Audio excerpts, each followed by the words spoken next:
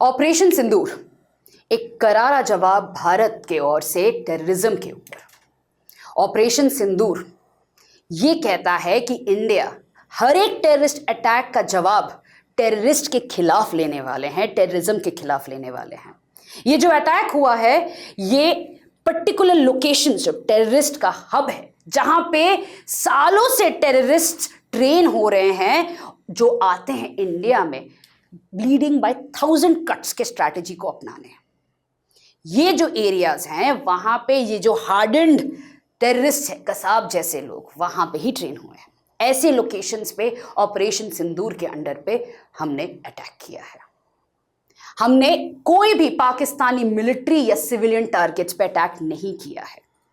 ये एक जवाब है टेररिज्म के खिलाफ। It is not a attack on Pakistan. It is not an attack on the civilians of Pakistan. But Pakistani military इसको ऐसे नहीं रीड कर रहा है। पाकिस्तान इसको as an attack on the sovereignty read कर रहा है। पाकिस्तान इसका जवाब देने पे आज के दिन पूरी तरीके से रेडी है। आप एक बार द डॉन न्यूज़पेपर का फ्रंट पेज खोलिए, आज आप देखोगे कि वहां पे जो मीडिया बज कर रही है, बातचीत हो रही है, पॉलिटिकल पार्टी से लेके मिलिट्री लीडर्स तक, उनका एक ही स्टेटमेंट है कि हम भारत को जवाब देंगे, इसका जवाब एक वॉर होगा, रिटेलिएशन होगा।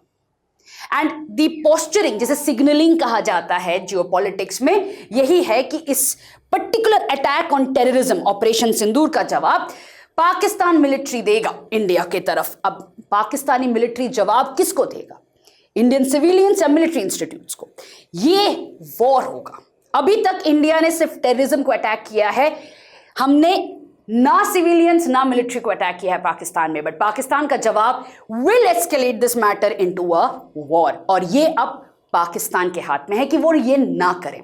बट जिस तरीके से एक पॉपुलिस्ट डिमांड बन रहा है, वहां पे ये कहा जा सकता है कि पाकिस्तान एस्केलेट करने की तरफ ही मूव कर रहा है। तो आज इस वीडियो में हम ये नहीं बात करेंगे कि वॉर होगा तो क्या होगा, न्यूक्लियर वेपन्स यूज होंगे कि नहीं होंगे। हम ये बात करेंगे कि यूएन में क्या चल रहा है, क्योंकि कल एक बड़ी मीटिंग हुई है यूएनएससी में, एक क्लोज डोर मीटिंग हुई है, क्योंकि यूएनएससी का जो प्रेसिडेंसी है वो आज के दिन ग्रीस के पास है, मई महीने में ग्रीस के पास है, और उन्होंने एक क्लोज डोर कंसल्टेशन कॉल किया था।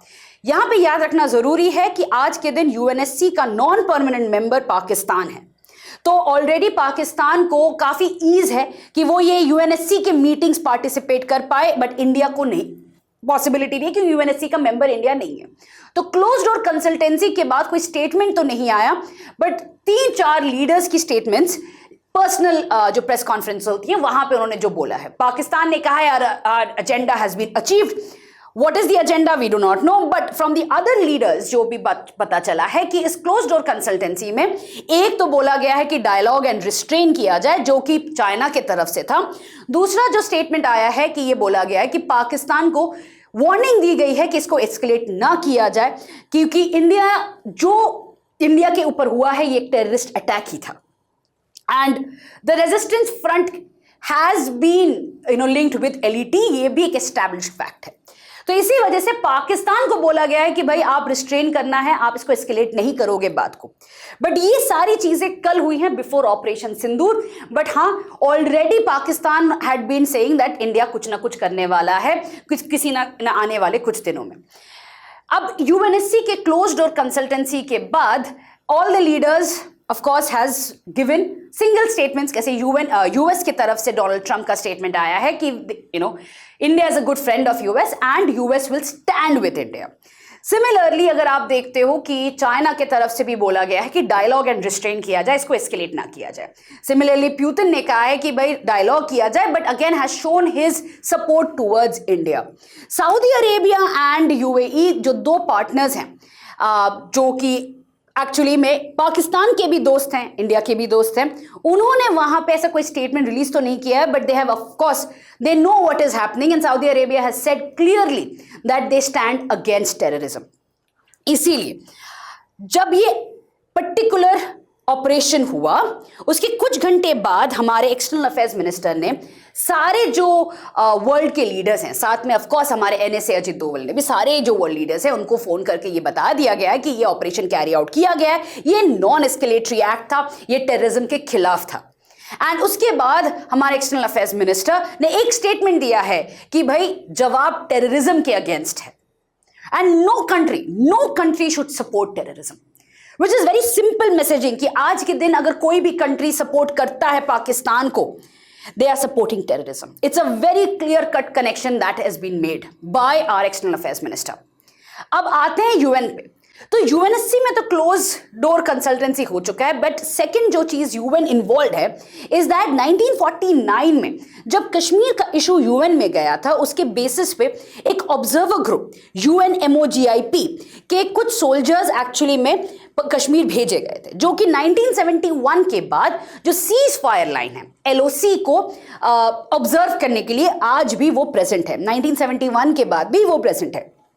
एंड यहाँ पे अबाउट 175 सोल्जर्स हैं एंड ये जो ऑब्जर्वर ग्रुप है that is known as UNMOGIP, ये ग्रुप ने कई दिन से सीज फायर वायलेशंस को रिपोर्ट किया है एंड इस रिपोर्ट के बेसिस पे ये क्लियरली देखा जा रहा है कि लास्ट 9 से 10 दिन में पाकिस्तान ने सीज फायर जो अग्रीमेंट है उसको वायलेट किया, इंडिया ने नहीं किया। इंडिया ने जवाब दिया है, रिटेलिएशन हुआ है। तो इस रिपोर्ट के बेसिस पे यूएन के सारे मेंबर्स को, because it's a peacekeeping mission, they have already send the report to secretary general, they report to the secretary general and secretary general ने सारे यूएन के मेंबर्स को ये प्रेजेंट कर दिया है कि भाई cease fire violations actually Pakistan की तरफ से आ रहा है across this region. Now, which already means that ये जो पूरी तरीके से ये वॉर गेमिंग हो रहा है, Pakistan has already shown the aggression and हमने एक तरफ से काफी रिस्ट्रेन वाला जवाब दिया है, हमने टेररिज्म को जवाब दिया है। We have not given any kind of retaliation towards what is happening from the Pakistani military, that is cease fire violations आप बोलो, या जो स्टेटमेंट्स रिलीज की जा रही है कि हमने भी 5 जगह पे अटैक करके 5 aerial we have shot down 5 jets including 3 Rafale. ये जो स्टेटमेंट्स आ रही हैं, ना कोई कंफर्मेशन है ना हम कुछ बोल रहे हैं, बट पाकिस्तानी मीडिया की तरफ से ये कॉन्स्टेंटली आ रहा है। पाकिस्तानी मीडिया छोड़िए, आप पाकिस्तानी आर्मी के लीडर ने भी ये मीडिया को ब्रीफ किया है कि that's what they have done. Now in this light it is important that क्या ये कहानी यहीं पे खत्म होने वाली है या यूएन इसके आगे भी कुछ करने वाला है। At this point of time they are in complete agreement and support of India. कौन कंट्री नहीं होने वाला है? Which country will actually come up and say कि we support terrorism? So right now, every single country is in support of India, including surprise China as well. And आप जो सोचते हो टर्की जैसा कंट्री जो ओपनली बोलते हैं पाकिस्तान के साथ है, टर्की भी अभी चुप बैठा हुआ है। बट आते हैं कि अगर यहाँ पे पाकिस्तान एस्केलेट करता है and Pakistan moves towards a war, then UNSC which is almost a dead institution, आज तक कभी भी कोई वॉर नहीं रोक पाया है, ना रशिया यूक्रेन ना इजराइल गाजा, कोई वॉर नहीं रोक पा रहा है। बट इस पर्टिकुलर वॉर में 2 न्यूक्लियर कंट्रीज हैं, India Pakistan are 2 nuclear countries. So यहाँ पे UNSC has to step in, चाहे वो UNSC के तरह they behave kind of come together as a unit, या geopolitically they come as single countries. US ने प्रेशर दिया, जैसे कि कारगिल वॉर के समय पे बिल क्लिंटन ने कॉल किया था and had warned Nawaz Sharif and Musharraf कि आगे मत बढ़ना। सिमिलरली या आप चाइना के तरफ से कॉल आए, but there are geopolitical leaders right now who are going to step in and stop this kind of an escalation if even Pakistan thinks कि इसको वॉर की तरफ ले जाना है। 2 न्यूक्लियर कंट्रीज में वॉर नहीं पॉसिबल है। Why? Because nuclear weapons are not meant to be used. Nuclear weapons are meant to create fear. वो deterrence के लिए यूज होता है कि अगर आपने किया तो हम आपको अटैक करेंगे, right? Nuclear weapons are called weapons of peace इसलिए, क्यों? क्योंकि it will always mean that war का possibility reduce हो जाता है। पाकिस्तान अगर इसके बारे में भी सोचता है कि वो we will use their nuclear, they will use their nuclear bomb. They don't have the strategic depth. हमारा जो न्यूक्लियर पॉलिसी है, हमारा we don't have a first use policy, we have actually a no first use policy. But इस policy के under में भी हमारा जो strategic depth है, we have actually layers कि हम रिटेलिएटरी फायरिंग कर सकते हैं. We are a triad. We have the nuclear triad, and that is what gives us that strength कि हम बोल पाए कि हम no first use policy follow करते हैं. Pakistan, even though has a first use policy, it is completely in debt to other countries like US and China. वो ये नहीं कर पाएगा because अगर उन्होंने किया तो you know what the reaction is. तो it is for creating that fear. हम कुछ करेंगे, जैसे प्यूतिन करता रहता है कि हम अटैक करेंगे, हम अटैक करेंगे, वो डेटरेंस के लिए काम आता है. न्यूक्लियर अटैक्स नहीं होती हैं. So at this point of time we do not see a war coming in, but हाँ पाकिस्तान कोशिश करेगा, पोस्चरिंग करेगा कि वो एस्केलेट करेगा इस बात को. इसीलिए आप देखोगे भी कि at the civilian level India is also preparing its civilians कि भाई there could be escalation. That possibility is minimum, but ready होने में कोई harm नहीं है. And that is what is happening today in the evening. I hope you've understood what the UN is supposed to do and what the countries are doing at this point of time. With this, I'll come to an end. Thank you so much for joining me.